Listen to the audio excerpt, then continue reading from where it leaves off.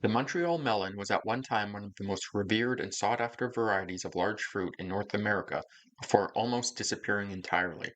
The fruit's pedigree goes back to Jesuit farmers who first grew something similar in the Montreal area during the 17th century, but it became famous and its popularity boomed starting around the 1870s. It has a netted outer skin and a soft, juicy inside.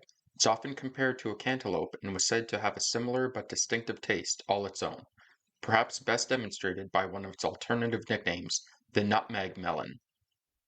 The Montreal melon was grown in the areas of Côte-des-Neiges NDG, Mount Royal, and Outremont, and was primarily grown by the de Carey and Gorman farming families. They would compete with each other to become the top sellers of the Montreal melon and were both very successful.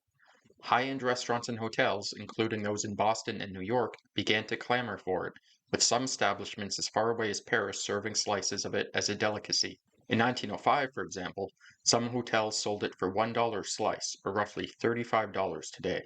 The melon, which could be labor-intensive to grow, didn't lend itself to more industrialized farming processes of the more popular fruits, and the urban expansion of Montreal eventually ate into some of the only farmlands where the melon was grown on the island.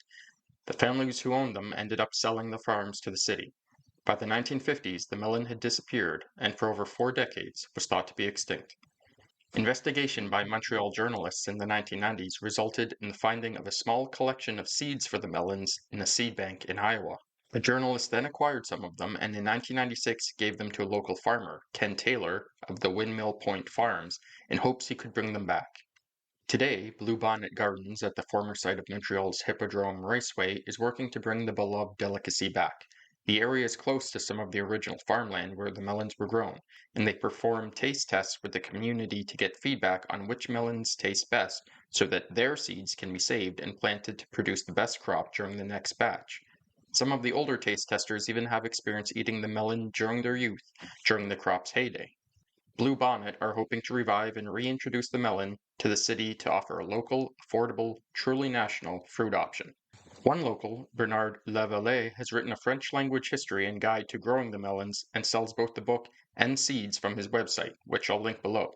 Batches often sell out very quickly. I haven't tried one yet, but really look forward to doing so. Have you ever eaten a Montreal melon, or grown one, or know anyone who has, either during their golden age in the last century or more recently? I'd love to hear about it.